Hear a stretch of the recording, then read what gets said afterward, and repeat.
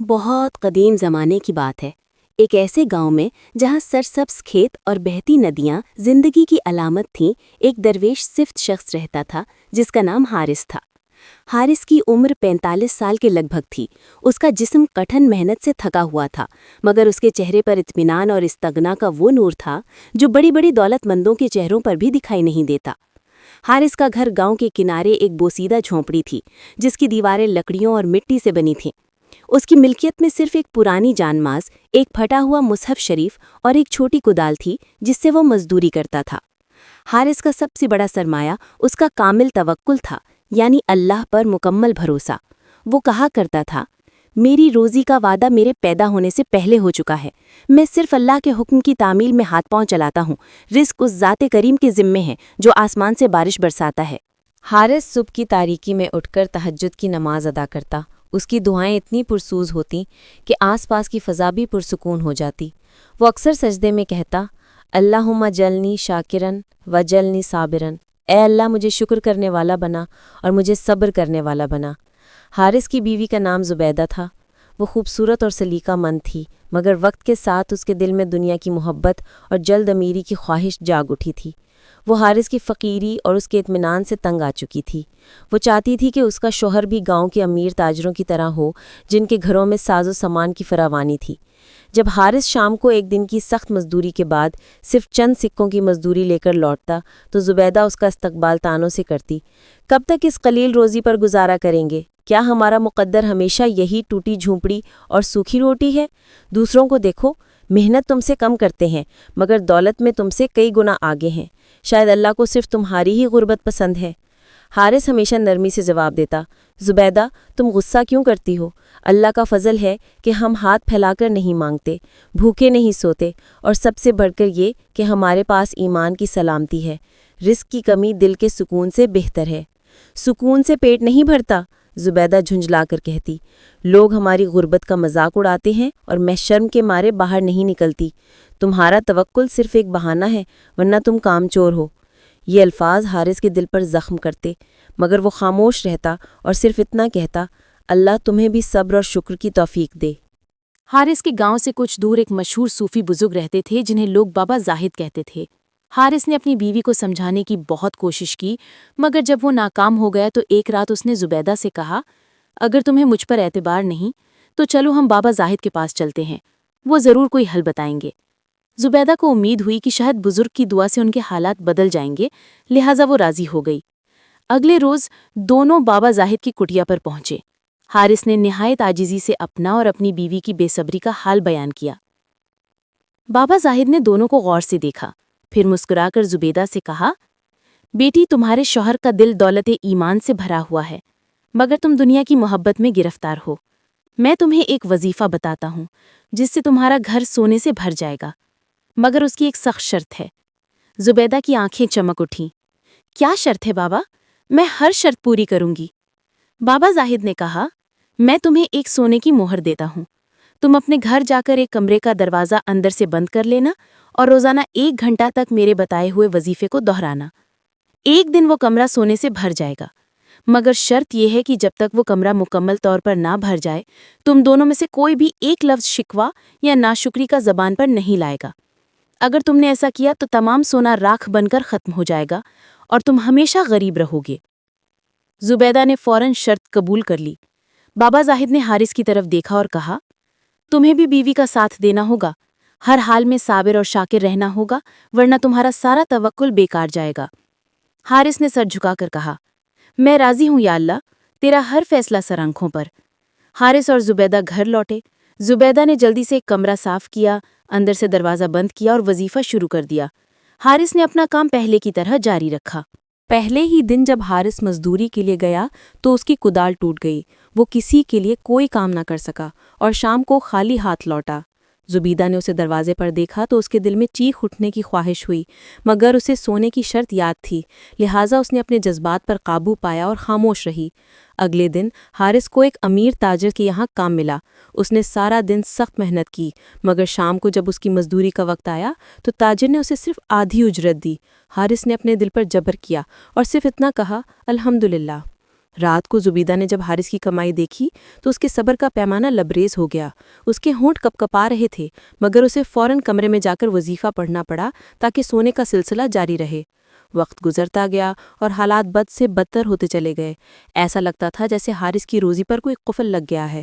وہ جہاں بھی کام ڈھونڈتا ناکامی ملتی، اور اگر کام ملتا بھی تو یا تو مزدوری نہیں ملتی یا اس کا کوئی حصہ چوری ہو جاتا۔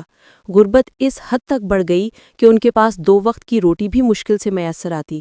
ایک شام 3 دن کے فاقے کے بعد حارث کو صرف ایک پرانی سوکھی روٹی ملی۔ وہ اسے توڑ کر کھانے لگا تو ایک بھوکا کتا پاس آ کر بیٹھ گیا۔ حارث نے بغیر کسی ہچکچاہٹ کے روٹی کا آدھا ٹکڑا کتے کو دے دیا اور خود باقی آدھا ٹکڑا کھا کر پانی پی لیا۔ زبیدہ یہ سب دیکھ رہی تھی۔ اس کا غصہ آسمان کو چھو رہا تھا۔ اس کے اندر کی آواز چیخ رہی تھی، تم ایک کتے کو ہماری روٹی کھلا رہے ہو جبکہ ہم بھوک سے مر رہے ہیں، کیا بے وقوفی ہے یہ؟ مگر وہ شرط کے خوف سے ایک لفظ بھی نہ کہہ سکی۔ اس کے چہرے کا رنگ پیلا پڑ گیا اور وہ فوراً کمرے میں جا کر وظیفہ پڑھنے لگی۔ حارث نے سارا دن رات اور مشکل ترین حالات میں بھی کبھی شکوہ یا شکایت نہیں کی۔ وہ ہر وقت یہی کہتا، الحمدللہ علی کل حال۔ 3 مہینے گزر گئے۔ ایک دن زبیدہ نے وظیفہ ختم کیا اور کمرے کا دروازہ کھولا تو وہ خوشی سے پاگل ہونے والی تھی۔ کمرہ چمکدار سونے کے سکوں اور مہروں سے لبالب بھرا ہوا تھا۔ وہ دروازے تک آ چکا تھا اور اس میں داخل ہونا مشکل تھا۔ اس نے بھاگ کر حارث کو بتایا جو باہر بیٹھا پرانے کپڑوں کی پیوندکاری کر رہا تھا۔ حارث آؤ دیکھو، سونا ہی سونا، ہمارا کمرہ بھر گیا ہے، اب ہم بادشاہ ہیں۔ حارث اندر آیا۔ اس نے ایک لمحے کے لیے سونے کو دیکھا، مگر اس کے چہرے پر نہ حیرت تھی اور نہ خوشی۔ وہ صرف ایک نظر ڈال کر باہر نکل آیا۔ تمہیں کوئی خوشی نہیں ہوئی؟ زبیدہ نے حیرت اور غصے سے پوچھا۔ حارث نے کہا، مجھے خوشی ہے کہ تمہاری خواہش پوری ہو گئی ہے، مگر تم یہ بتاؤ زبیدہ، کیا یہ سونا ہمارے اندر کے اطمینان سے زیادہ قیمتی ہے؟ زبیدہ کا چہرہ غصے سے سرخ ہو گیا۔ تم ہمیشہ یہی فقیری والی باتیں کرتے ہو۔ اب جب ہمارے پاس سونا ہے تب بھی وہی درس؟ تم نے میری خوشی کا مزہ خراب کر دیا۔ تم واقعی میرے ساتھ خوش نہیں ہو۔ تم تو چاہتے ہو کہ میں ہمیشہ غریب رہوں۔ یہ کہتے ہی زبیدہ نے ایک نعرہ شکوہ زبان سے نکالا۔ اسی لمحے کمرے میں ایک زوردار گرج ہوئی، ایک تیز چیخ نکلی، اور جب حارث اور زبیدہ نے ڈر کر اندر جھانکا تو دیکھا کہ تمام سونا راکھ بن چکا ہے۔ وہ کمرہ دوبارہ خالی، صرف مٹی کی دیواروں والا کمرہ رہ گیا تھا۔ زبیدہ کو شدید صدمہ پہنچا۔ اس نے زمین پر گر کر رونا شروع کر دیا اور چلائی، میں برباد ہو گئی، میری ساری محنت ضائع ہو گئی، میں نے سونا کھو دیا۔ حارث اس کے پاس گیا اور پیار سے اس کا سر سہلایا۔ تم نے سونا نہیں کھویا زبیدہ، تم نے صرف یہ جانا کہ دنیا کی دولت کتنی بے ثبات اور عارضی ہے۔ یہ گئی تو ہمیشہ کے لیے گئی، لیکن اگر ہم اللہ کا شکر کرتے تو ہمارا اجر باقی رہتا۔ زبیدہ کو اپنی غلطی کا احساس ہوا۔ اس نے اپنے آنسو پوچھے اور کہا، مجھے معاف کر دو حارث، میں نے تمہاری نیکی کی قدر نہیں کی اور اپنی محنت پر بھروسہ کر لیا۔ اب بتاؤ ہمیں کیا کرنا چاہیے؟ حارث نے کہا، اب ہمیں دوبارہ بابا زاہد کے پاس جانا چاہیے تاکہ وہ ہمیں ہماری ناشکری کی سزا کا اصل مقصد سمجھا سکیں۔ دونوں بابا زاہد کے پاس پہنچے۔ بابا زاہد پہلے ہی مسکرا رہے تھے۔ میں جانتا تھا، بابا زاہد نے کہا، کہ انسان سونا حاصل کر سکتا ہے، مگر صبر اور شکر کا خزانہ آسانی سے حاصل نہیں ہوتا۔ دنیا کی محبت سونے کو راکھ بنا دیتی ہے۔ بابا زاہد نے حارث کی طرف دیکھا اور کہا، بیٹے حارث، تم ہر حال میں شاکر اور صابر رہے، اس لیے تمہارا توکل کامیاب رہا۔ میں تمہیں تمہارے توکل اور صبر کا اجر دینا چاہتا ہوں۔ بابا زاہد نے حارث کو ایک چھوٹی اور چمکدار سی کدال دی۔ یہ لو، یہ کوئی معمولی کدال نہیں ہے، اس سے تم جتنا بھی کام کرو گے اس کا اثر 3 گنا ہوگا۔ تم اسے لے کر گاؤں کے پاس بہنے والے دریا کے پاس جاؤ اور مچھلی کا شکار کرو۔ حارث نے شکر کیا اور کدال لے کر دریا کے کنارے پہنچ گیا۔ جب حارث نے اپنی کدال دریا میں ڈالی تو کدال خود بخود گہرے پانی میں چلی گئی۔ جب اس نے کھینچا تو مچھلی کے بجائے کدال کے ساتھ ایک مضبوط رسی بندھی ہوئی تھی۔ وہ حیرت سے دیکھنے لگا۔ اس نے رسی کو آہستگی سے کھینچنا شروع کیا۔ یہ رسی گاؤں سے دور دریا کے دوسرے کنارے تک جا رہی تھی۔ گھنٹوں کی مشقت کے بعد جب رسی پوری باہر نکلی تو اس کے سر پر ایک بہت بڑی آہنی صندوقچی بندھی تھی۔ صندوقچی بہت بھاری تھی۔ حارث کو 3 دن لگے اسے دریا سے باہر نکالنے میں۔ اس کے ہاتھ پر چھارے پڑ گئے، مگر اس کی زبان پر وہی ذکر شکر تھا۔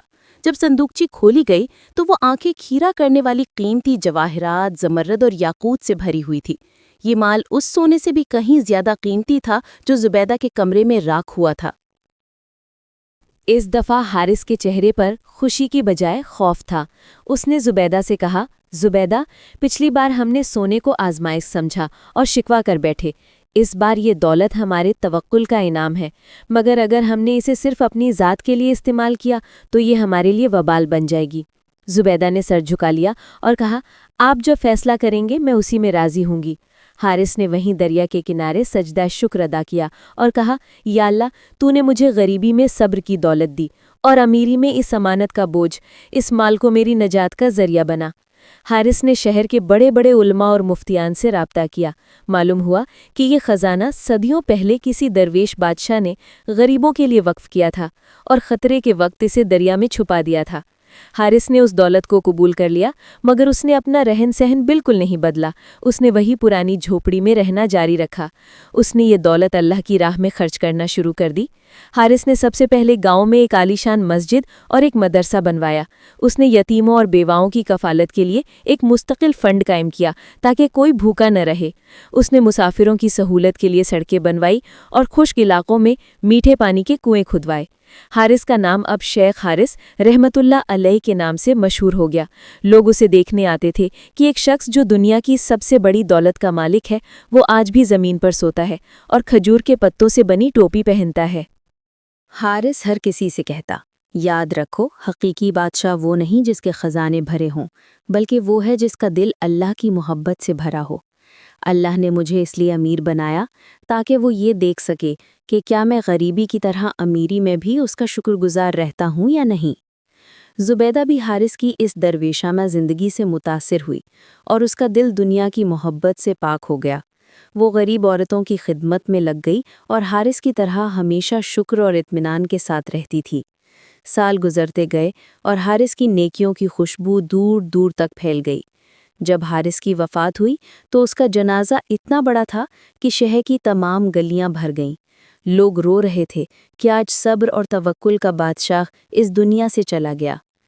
حارث کی قبر کے کتبے پر اس کی وصیت کے مطابق صرف ایک جملہ لکھا گیا تھا، یہاں آرام فرما ہے وہ بندہ جو تنگ دستی میں صبر کر کے اور امیری میں شکر کر کے کامیاب ہوا۔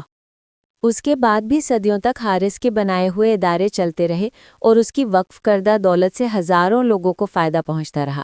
اس کی کہانی ہر گاؤں میں ایک مثال بن گئی کہ اگر انسان کا یقین اللہ پر ہو تو سمندر اور دریا بھی اس کے لیے خزانے اگل دیتے ہیں۔ زندگی میں حالات کیسے بھی ہوں، اگر انسان صبر کرے اور شکر ادا کرے تو اللہ اس کے لیے بہترین راستے کھول دیتا ہے۔ اللہ پر کامل بھروسہ رکھنا ہی سب سے بڑی دولت ہے۔ دنیاوی چیزیں عارضی ہیں، مگر اللہ کی رضا ابدی ہے۔ مال و دولت آزمائش ہے، انعام نہیں۔ جو شخص دولت کو اللہ کی امانت سمجھ کر اس کے بندوں پر خرچ کرتا ہے، وہی کامیاب ہے۔ معمولی سی شکوے کی عادت بھی انسان کی بڑی سے بڑی نیکی اور محنت کو راکھ میں ملا سکتی ہے۔